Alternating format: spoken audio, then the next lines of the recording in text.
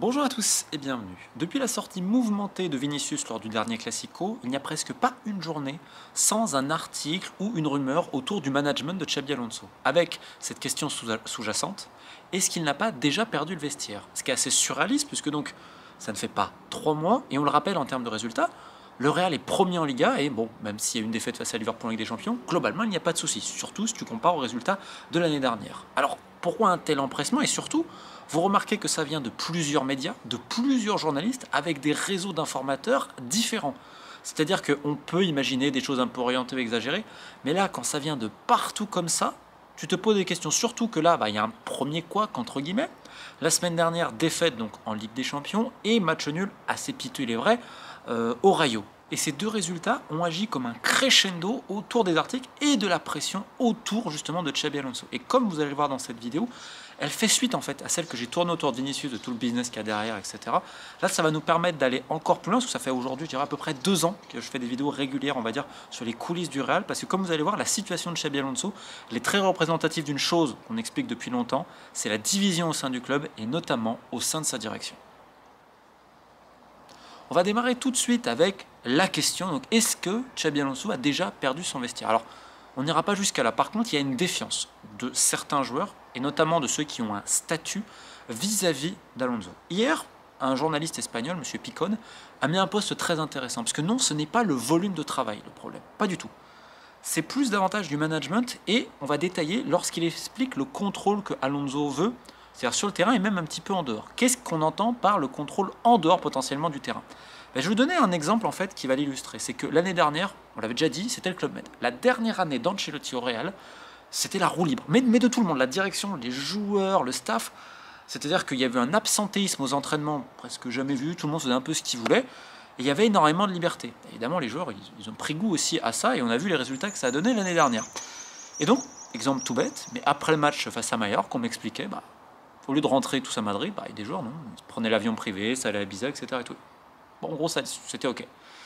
Et là, il y en a certains qui ont voulu faire ce genre de choses, mais avec Xabi Alonso, c'est pas possible. D'ailleurs, avec pas mal d'autres entraîneurs actuels. Donc en fait, on reproche que Alonso veut s'immiscer potentiellement dans les plages de repos des joueurs, de ci, de là. Alors c'est peut-être une incompréhension, que sais-je encore. Ce qui est certain, c'est que ça fait beaucoup jaser, et notamment les entourages, parce qu'on va le rappeler, souvent les joueurs, ils posent pas tellement de problèmes. Sauf que derrière, on leur met une tête grosse comme un citron, c'est le cas de Vinicius et tant d'autres, pour dire le coach, le coach, le coach. Donc il y a ça, on va dire, oh, il veut nous contrôler, on est des enfants. Et l'autre point, et là ça me rappelle énormément à ce qu'Unai Emery a connu lorsqu'il est arrivé au Paris Saint-Germain la première année, parce qu'on retrouve les mêmes choses. Ah, il veut tout contrôler, ah, il nous parle comme des enfants, et les séances vidéo. Les séances vidéo qui sont trop longues, etc. Parce que comme lorsqu'Emery arrive à Paris, il succède à Laurent Blanc et aussi au grand Zlatan qui n'est plus là. Et Laurent Blanc avait une autre méthode, etc. Et en effet, ça fait un changement un peu brutal. D'où la fameuse remarque de Thiago Silva dès la préparation. Mais comment ça? Moi, je ne m'entraîne pas comme un concou. Moi, je ne m'entraîne pas comme un concou. Et donc, rapidement, les joueurs avaient demandé certains changements avec l'aide de la direction qui soutenait les joueurs. Ce qui avait causé une véritable zizanie. Ce n'est pas que tous les joueurs qui demandaient ça, c'est certains. Ceux qui avaient un statut. Alors, en plus, pour le coup, PSG, on parlait quand même de mecs assez pros. Mais en effet, le changement était quand même assez radical. Sauf que le football aussi a beaucoup évolué. Et là, pour le Xabi Alonso, c'est pareil. C'est pas qu'ils ne veulent pas travailler, loin de là. C'est qu'en fait, ils ne sont pas habitués aux séances vidéo si longues, etc. Pas des remontrances, mais en gros, on t'explique, là, tu pourrais faire mieux. Et en fait, il y en a, ils le prennent mal aussi. Donc, les durées des montages vidéo, ils disent, à quoi ça sert, etc. Et donc, en fait, il y a une incompréhension là-dessus. Il y a certains joueurs qui sont très réceptifs. On parlera tout à l'heure notamment d'un mec comme Chouameni, à l'attitude absolument irréprochable depuis le changement de coach. Et d'ailleurs, absolument rien à redire sur ses prestations sur le terrain, très investi, etc. Mais qui a toujours été pro. Ça, on y reviendra un petit peu plus tard. Il y en a d'autres, mais en fait, ils ne comprennent pas pourquoi, en gros, on les infantiliserait. Après, il y a eu d'autres quiproquos, notamment sur le schéma, parce qu'à la base, notamment en préparation à l'entraînement, des fois, il y avait l'idée de jouer à 3 derrière. Bon, finalement, il y a eu des blessés, il n'y a pas eu les recrutements non plus escomptés, et puis certains joueurs n'étaient pas forcément pour, parce qu'ils disaient, en gros, offensivement, comment on va faire, notamment avec les statuts. Et puis, évidemment, le point central, c'est Vinicius, mais pas que, comme vous allez le voir. Parce qu'en fait, on accuse presque Xabi Alonso dans son management d'avoir du favoritisme. Ouais, mais Güler, etc., Güler en 10. Sachant que Rodrigo, il fait un match à peu près correct en sélection. Ouais, moi je suis un numéro 10. Je pense que vous avez compris un petit peu l'idée. Et en fait, il y a beaucoup de choses là-dessus. Et pareil vis-à-vis de Kylian Mbappé, qui est... Alors, la Coupe du Monde des clubs, on le sait, c'est pas très bien passé. Et depuis, je le répète, rien à redire dans l'attitude, etc. Ça se passe très bien avec le staff. Et évidemment, vous savez, on l'a expliqué l'année dernière, qu'il y a certaines petites jalousies. Oui, c'est le joueur de Florentino Pérez, c'est le roi, on lui passe tout, etc. Et tout. Donc, entre guillemets, vous avez vraiment, et c'est vraiment les entourages, je répète, qui montrent ça. Ouais, t'as vu, hein, il y en a que pour Kylian, il y en a pour Kylian, Xabi Alonso, mais pour Kylian, etc. Non. En fait, Xabi Alonso, il est content de Kylian Mbappé parce que déjà, il s'est remis au niveau physique. Il bosse et il fait ce qu'on lui dit globalement. Alors, peut-être que les 2 derniers matchs, ça n'a pas été ça, mais globalement, depuis le début de saison, c'est très très bon. Et donc, en fait, il est en adéquation avec ce que le coach demande. Il ne pose pas de soucis. Donc, au contraire, tu dis c'est très bien. Et c'est ça qui est ironique oral, parce que certains disaient, oh, pour une fois, c'est pas le souci de la maman de Kylian qui, comme l'année dernière, des fois ça à l'épaule. Là, c'est les autres maintenant. Et donc, il y a toutes ces petites jalousies, ces petites rancœurs. Parce que vous savez, ils se font tous amigo hermano sur Instagram, puis par derrière, non, moi je veux plus que lui. Machin. Mais en fait, là, c'est cristallisé. Et c'est cristallisé autour de Vinicius qui, alors, son entourage dit, ouais, ce que je vous avais expliqué, lui mettre une tête comme ça, ouais, il t'aime pas, t'as vu, il te fait sortir, c'est pas normal, Hermano, tel meilleur du monde, tel meilleur du monde. Il entend ça tout le temps. Je vous le répète, l'anecdote, ses potes, etc., les mecs autour de lui, les mecs qui vivent à ses crochets, ils mettent des montages vidéo de lui à chaque fois, t'as vu Hermano, t'as vu le dribble que t'as fait, t'as vu le dribble, t'es le meilleur, sans toi, ils peuvent. Tout le temps, mais tout le temps. Donc, le mec, à un moment donné, et en fait, d'avoir été sur le banc, il n'a pas accepté. Et puis, évidemment, ce moment face à Barcelone, clairement, on te dit des deux côtés que c'est irrémédiable. Sauf que Vinicius, il a des amis aussi dans le vestiaire. Ouais, t'as vu avec les Brésiliens, c'est pas normal. Alors pareil, ça me fait rire en fait, parce qu'on dirait que Xabi Alonso a quelque chose contre les Brésiliens. Sachant que l'un de ses hommes de base, c'est Militao. Alors, je ne savais pas que Militao, il était finlandais maintenant. Et Militao et Xabi Alonso, ça se passe très bien. Même le club est ravi de Militao, du professionnel dont il a fait preuve, etc. Pour le coup, c'est un exemple, notamment après les graves blessures qu'il a eues. Et arrivent les questions Rodrigo et Hendrik. Hendrik, il faut savoir que Maman Hendrik, je vous avais parlé de Maman Hendrik déjà, Maman Hendrik c'est mon fils, donc c'est le meilleur du monde, combien je vais toucher, etc. C'est ingérable avec Rock Nation. Tiens, Rock Nation, encore une fois, les agents de Vinicius et les agents d'Hendrik qui sont très impliqués aussi au niveau médiatique et très proches de Ronny Calafat, on y reviendra après. Donc Hendrik, ça va pas, gna gna gna. Alors le joueur, il fait beaucoup de muscu, il n'y a pas de problème. Mais là maintenant aux entraînements, je peux vous dire qu'il y en a certains, ouais, je vais pas dire qu'ils bousillent les séances, mais ils s'en foutent quoi. Ouais, de toute façon, en gros, c'est quoi qu'on fasse, on jouera pas. Mais le RAL t'avait dit, garçon, cet été, qu'il fallait peut-être trouver quelque chose, mais maman, non, parce que maman, voilà, et les agents, voilà, c'était surtout ça le problème. Parce que je pense pas que le joueur va décider de son avenir, très clairement. C'est comment on va le flatter, plus l'argent. Donc, problème. Rodrigo, ensuite. Alors, Rodrigo, je vous ai raconté une autre anecdote qui est exceptionnelle. On a expliqué cet été, avant. Rodrigo, c'était invendable, parce qu'il n'y a personne qui n'en veut, notamment à cause du papa. Le papa me dit plus jamais que le père Neymar, il est compliqué. Mais plus jamais. Le père Rodrigo, donc qui veut tout gérer, qui parle à la terre entière, qui réclame des sommes pas possibles, mon fils il vaut tant, etc. Puis en plus, il faut faire jouer l'équipe autour de lui. Bon, bref. Donc il n'y a personne qui le voulait en fait à ce prix-là. Rendez-vous compte que même Zahavi, donc le plus grand agent actuel, il n'a pas réussi. Il faut imaginer que même Pini Zahavi, il n'y arrive pas. Donc il faut se poser la question au bout d'un moment. Mais c'est jamais de la faute de Rodrigo, de personne, son père va vous dire ça. Et donc tout le monde au Real savait que le père il cherchait une porte de sortie, de partout. Et lui, rendez-vous avec la direction du RAL. Mais qu'est-ce que vous dites? C'est honteux, vous voulez vendre mon fils? Mais non, on veut rester, on aime le RAL. Les mecs savaient très bien qu'il parlait à côté. Donc comment tu veux gérer quelqu'un comme ça? Il a réussi à bousiller le marché estival de son fils quand même. Non, pareil, ça fait la tête, etc. Donc en fait, vous avez ça, et derrière, ça va engrainer d'autres. Bellingham, il y a aussi souci, parce que... Et là, peut-être Xabi Alonso gère pas super bien le coup, parce qu'il encourage Bellingham à revenir le plus vite possible, j'ai besoin de toi, etc. Parce qu'il est content de beaucoup de choses. Il va le remettre immédiatement, peut-être trop tôt face à l'Atlético, ça se passe pas bien. Ensuite, il va le mettre sur le banc et on dit ouais, en gros, il a pas resté à la pression. Tout de suite, il m'a mis sur le banc, c'est pas normal. Des petits trucs comme ça. Valverde, c'est pas qu'il est contre Xabi Alonso, c'est qu'il n'est pas convaincu. C'est en fait les joueurs ne sont pas convaincus, certains, par le message et par ce que veut le coach. Parce qu'il y a eu ces petits trucs-là, les petites guéguerres, on va dire, de vestiaire, etc., d'ego et tout. Et donc ça fait qu'il n'a pas réussi à obtenir l'adhésion encore de tous les joueurs à son projet. Parce que certains vont dire, oh, il y a du favoritisme, Mastantuono il jouait. En gros, les Brésiliens, Mastantuono il jouait. Des petites conneries comme ça. Et en fait, c'est mis en épingle par tous les entourages et tout. Pour dire ensuite, ouais, mais en fait, le problème, c'est Xabi Alonso. Pour une raison toute simple, c'est que tous ces gens-là, ils veulent surtout pas dire à leurs joueurs, non, en fait, c'est peut-être toi aussi qui n'es pas performant. Parce que je rappelle que les entourages, la priorité de ces gens-là, c'est de vivre au crochet des stars qui sont millionnaires. Alors, ça ne veut pas dire qu'il n'y a pas une adhésion complète. Certains adhèrent au message de Xabi Alonso, notamment sur le pressing, sur les séances vidéo. On va revenir sur Tchouaméni. Tchouaméni, c'est l'un des rares qui va demander au staff. Ouais, mais là, vous en pensez quoi, etc.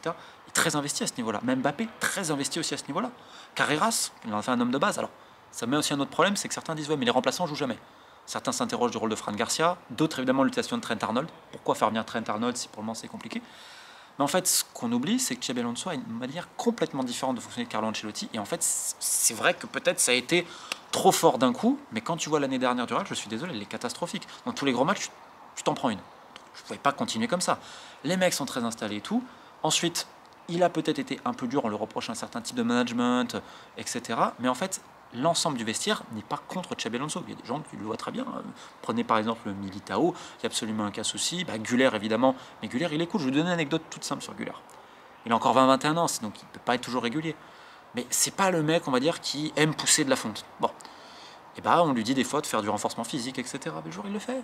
Il ne pose aucun problème. Tu lui dis ok, je le fais, ok. C'est un mec qui écoute, qui a envie d'apprendre, qui en plus l'année dernière disait rien quand il ne jouait pas, qui n'a pas mis le boxon dans le vestiaire.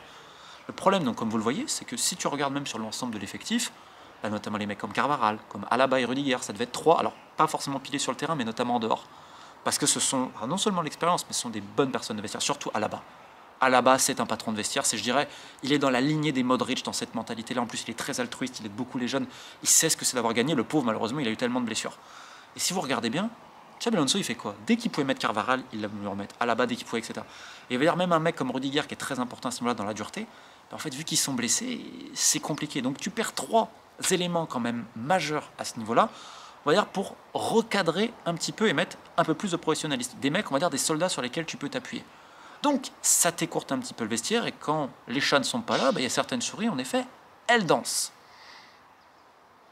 Bon, après, je pourrais raconter plein d'autres anecdotes. Certains disent, mais le positionnement Camavinga, on ne le comprend pas la pour télé, sachant qu'il a aussi une certaine proximité avec Vinicius. Bon, il y a plein de petits trucs comme ça, où on dit que peut-être il aurait pu mieux faire, aller plus en souplesse, etc. Alors, ça peut se comprendre de tous les côtés, mais je le répète, il y a des joueurs, en fait, ils ne sont pas pleinement convaincus d'où Xabi Alonso veut les amener, parce que ça change énormément de choses, les statuts, il a mis des mecs sur le banc et tout. De l'autre côté, certains disent, oui, mais par contre, Mbappé ne va pas le toucher, parce que Pérez, bon, il y a toujours ces petites jalousies derrière, au final, ça ne sert personne. Maintenant, in fine, qu'est-ce qu'on a? On a une situation qui n'est pas non plus irrémédiable, notamment vis-à-vis de Bellingham. Ça s'est mieux passé ces dernières semaines, sachant que le mec quand même bosse pas trop mal, mais le point central c'est Vinicius. On en a déjà parlé, etc. Là vous voyez ce qui sort aujourd'hui dans la presse, ouais, c'est le club doit faire un choix entre Vinicius et Xabi Alonso. Alors je n'y crois absolument pas, parce qu'ils en ont marre, non pas de Vinicius, mais des gens autour. Parce que je répète, ils ont demandé 30 millions pour prolonger, brut. Ils ne peuvent pas, ils ne vont pas donner le plus gros salaire du club à Vinicius, surtout que c'est au niveau depuis 1 an et demi. Et donc c'est très très compliqué, je vous renvoie à la vidéo, vous avez les contacts en Arabie Saoudite et tout ce qu'il y a derrière. Sauf qu'en fait c'est en train d'être parasité de partout, parce qu'il y a plein de gens entre guillemets qui sont mécontents. Et là où c'est le plus important, c'est qu'en fait tu as des joueurs qui sont aussi influencés par une personne de la direction, Rouni Calafat. Calafat, ça fait des années que j'explique les méthodes du garçon, les questions et les interrogations, parce que j'ai rarement trouvé quelqu'un dans le milieu du foot me dire « Ah, Calafat c'est top ». Est-ce que je dois rappeler comment et pourquoi Calafat arrive dans le milieu du football, hein, les soirées, s'il est là, chacun comprendra ce que je veux dire. D'ailleurs, il déteste qu'on lui rappelle ça, mais oublie pas d'où tu viens. Hein. Et il n'y a pas de direction sportive, réellement en réel, il n'y a pas de directeur sportif. Par contre, lui, il est responsable du recrutement. Donc il faut justifier aussi d'avoir mis 60 briques sur Hendrick, il faut quand même le justifier un petit peu. Et donc il est très proche en effet des Brésiliens, et là voilà. Parce que lui en fait, dans son intérêt, parce que là c'est compliqué, Xabi Alonso il veut beaucoup contrôler. Et ça gêne aussi un peu la direction, parce que sur les transferts aussi, il a son mot à dire, il a été sur Carrera, sur Echen et tout. Ce qui fait que Carlo Ancelotti disait rien, tu pouvais jouer à Football Manager, tu pouvais lui mettre des mecs. Là c'est moins le cas. Donc Calafat, il est dans son intérêt, il va soutenir un peu les Brésiliens. T'as vu, c'est pas normal, il va leur mettre une tête comme ça. Parce que lui-même c'est dans son intérêt, parce que lui ne veut pas de Xabi Alonso. Parce que lui il est dans une guerre de pouvoir. Guerre de pouvoir qu'il avait auparavant avec Solari dans les bureaux. Sauf que Solari c'est la fin pour lui, parce qu'il y a un problème. Notamment dans le dossier Mastantuono, il a voulu organiser une réunion, c'est mal passé avec la direction de River. Bon bref, un jour on pourrait peut-être détailler ça. Donc Solari, on sait qu'aujourd'hui il a perdu son influence. Et réellement que Xabi Alonso, ce n'est pas le choix de Calafat, et même pas réellement celui de Pérez, ça fait pas rêver Pérez. Pérez qui aussi, il a des yeux d'amour, on l'avait appelé l'année dernière pour Mbappé, après il joue aussi au Football Manager. Aujourd'hui on va être très clair, Pérez ne tient plus son club. Parce qu'il faut quand même imaginer qu'à la direction même du Real, tu as des mecs regarde déjà le marché des autres entraîneurs, au cas où, tu vois. Sachant que on sait que c'est Sanchez qui a eu Sanchez, c'est le bras droit de Pérez, c'est lui qui fait tourner le club réellement au quotidien. C'est lui qui a eu l'influence réelle pour Xabi Alonso. Parce qu'on voulait aussi rajouter un peu plus de discipline, parce que l'année dernière, c'était vraiment le Club Med. Le problème, c'est que si ta direction, elle ne soutient pas à fond le coach directement, ça fait comme Unai au PSG. Nasser El Khelaifi disait à Thiago Silva, mais t'as raison, Thiago Motta, t'as raison. Tu sapes l'autorité du coach, en fait. Le problème, c'est que là, c'est pas le cas au Real, c'est que c'est le silence. On ne sait pas trop, et on remarque qu'il y a plein de déstabilisations médiatiques. C'est pas les journalistes qui inventent, c'est les entourages et tous les agents, etc., qui sont en train de faire monter la sauce. Parce qu'il y a des mecs qui veulent la tête de Xabi Alonso. Sauf que c'est pas la majorité non plus. Problème, en effet, comme on l'a vu, c'est que parmi les gens qui sont pas contents, tu as quelques cadres, on va dire, des joueurs à très fort statut. Donc, vous allez me dire, mais qu'est-ce qu'il faudrait faire? Déjà, il faudrait que le patron, Florentino Pérez, se rappelle qu'il préside le club quand même. C'est bien beau, etc. D'ailleurs, on pourra reparler bientôt des micmacs de Pérez, notamment sur les sociaux. écart de socio, ça mériterait un sujet parce qu'il y a une part d'ombre quand même chez Pérez très importante. Et là, je suis désolé, sa gestion du Real, elle est catastrophique depuis 1 an et demi. Ça a été l'un des plus grands dirigeants du monde, mais il faut avouer aussi quand il se plante complètement. Et là, à pas choisir, il se plante. Et les joueurs, en fait, on les a laissés dans une telle liberté que tu en as certains, ils se disent, moi je suis plus important, moi je suis le meilleur du monde, moi si, moi là. Donc en fait, on a des joueurs qui sont encore un peu dans le passé, nous on est le Real, on a besoin de liberté et tout. Calafat lui dit en privé qu'on a besoin d'un coach de sélection, sous-entendu, bon, tranquille, etc., on est les meilleurs du monde, parce qu'il y a aussi les propres intérêts du mec. Donc c'est pour ça que je dis que Xabi Alonso, qui a peut-être à un moment donné, notamment sur l'utilisation d'un Trent Arnold, sur certaines paroles de Bellingham, c'était peut-être pas ultra malin de tout de suite le faire revenir pour le remettre sur le banc, alors qu'avant tu le pressais pour le faire revenir, et de ne pas avoir eu peut-être cette communication. Il y a peut-être eu des petits quiproquos, mais ça arrive à tout le monde. Mais de là, alors que tu es premier en Liga, que ça va en Ligue des Champions, que tu as l'impression que c'est la Bérésina et que tout le monde est contre lui, non. Est-ce qu'il y a une partie qui n'adhère pas à ses idées pour le moment? Oui, il n'a pas réussi encore à les convaincre.